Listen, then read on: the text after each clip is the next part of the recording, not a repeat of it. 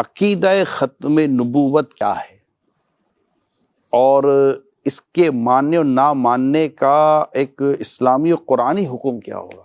عقیدہ ختم نبوت کا جو بڑا آسان سا مفہوم ہے وہ یہ ہے کہ اللہ تعالیٰ نے تمام رسولوں اور تمام نبیوں کے بعد ہمارے نبی حضرت محمد صلی اللہ علیہ وآلہ وسلم کو نبی اور رسول بنا کر بھیجا، اور آپ کے بھیجنے کے بعد اب اللہ تعالیٰ دوبارہ کسی کو نبوت عطا نہیں فرمائے گا۔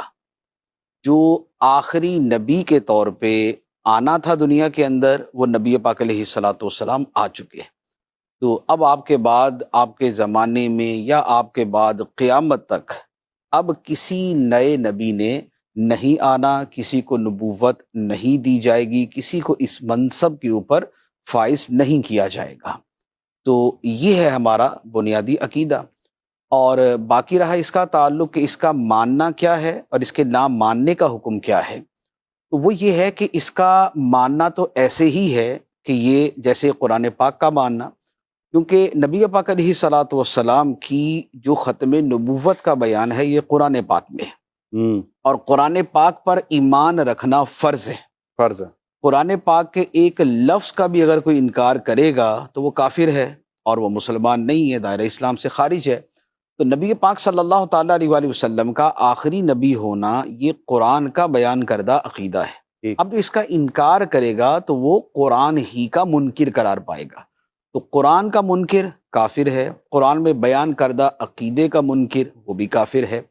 تو ایک تو یہ پہلو۔ دوسرے نمبر پہ نبی پاک علیہ الصلاۃ والسلام کا جو آخری نبی ہونا ہے یہ خود نبی پاک علیہ الصلاۃ والسلام نے جتنی مرتبہ اور جتنے انداز میں بیان فرمایا ہے، علماء نے جو اس کی احادیث جمع کی ہیں ان کی تعداد تقریباً 300 سے زیادہ ہے۔ 300 سے زیادہ حدیث ہے۔ 300 سے زیادہ احادیث طیبہ ہیں، اور یہ وہ ہیں کہ جو بالکل واضح طور پہ نبی پاک علیہ الصلاۃ والسلام کے آخری نبی ہونے کو بیان کرتی، جس میں یا ختم نبوت کا لفظ ہے، یا خاتم النبیین کا لفظ ہے، یا انقطاع نبوت کا لفظ ہے، یا جو ہے وہ آخر الامم کے جیسے الفاظ ہیں۔ اس طرح کے وہ الفاظ کے جس میں بہت واضح طور پہ عبارت النص کے طور پہ، اشارت النص کے طور پہ یہ موجود ہوگا کہ نبی پاک علیہ السلام آخری نبی۔ تو اب نبی پاک علیہ الصلاۃ والسلام کی ایک بات بھی اگر جو آپ سے قطعی یقینی طور پہ ثابت ہو، اس کا انکار کرنا یہ نبی پاک علیہ الصلاۃ والسلام ہی کو جھٹلانا ہے۔ اللہ، نبی پاک علیہ الصلاۃ والسلام کی ثابت شدہ ایک بات کو یا آپ کی بات سمجھتے ہوئے اس کا انکار کرنا یہ سیدھا سیدھا تکذیب ہے، تکذیب رسالت ہے، یہ تکذیب نبی ہے۔ تو ایک بات کا انکار کرنے والا بھی کافر ہے جبکہ اس کی نسبت کو وہ مان لے۔ تو یہ جو اتنی بڑی تعداد ہوتی ہے اسے اصطلاح شرع میں کہا جاتا ہے کہ اس کا ثبوت نبی پاک علیہ الصلاۃ والسلام سے تواتر کے ساتھ ہے۔ تواتر کے ساتھ۔ تواتر کا مطلب یہ ہوتا ہے کہ اتنی بڑی تعداد نے ہمیشہ اس بات کو نقل کیا ہے کہ جتنی بڑی تعداد کا جھوٹ پہ جمع ہونا محال ہے، ناممکن ہے۔ ایسا ہو نہیں سکتا کہ اتنی بڑی تعداد جو ہے ایک ہی بات کو یوں نقل کرے۔ تو جو تواتر سے ثابت ہوتا ہے اس کا انکار کرنا بھی کفر ہوتا ہے۔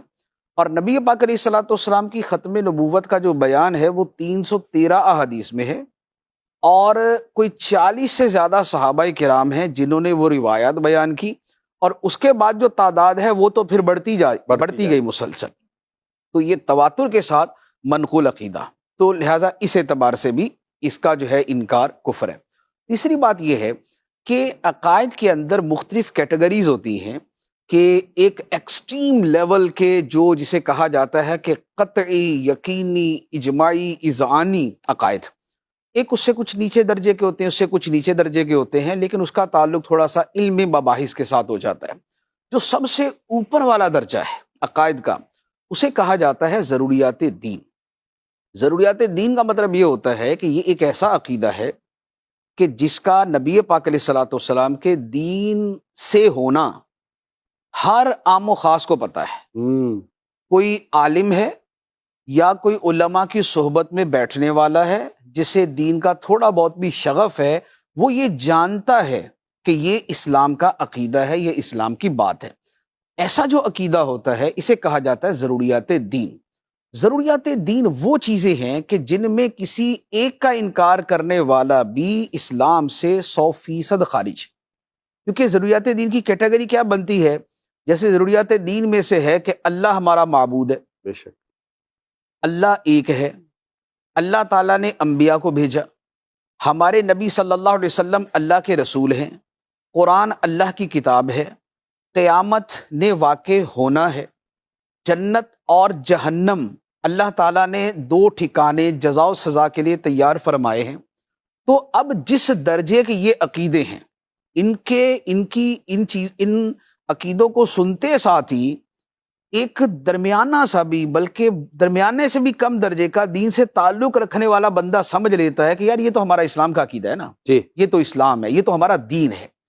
نبی پاک علیہ الصلوۃ والسلام کے ختم نبوت کا عقیدہ بھی اسی کیٹیگری میں آتا ہے، اللہ، اسی قسم میں آتا ہے۔ تو یہ اس لیول کا عقیدہ ہے اور اس پر پوری امت متفق ہے، یعنی یہ اجماع امت سے ہے، اور اجماع امت بھی اس بات کے اوپر کہ یہ دین کے مرکزی ترین عقیدوں میں سے ایک عقیدہ ہے۔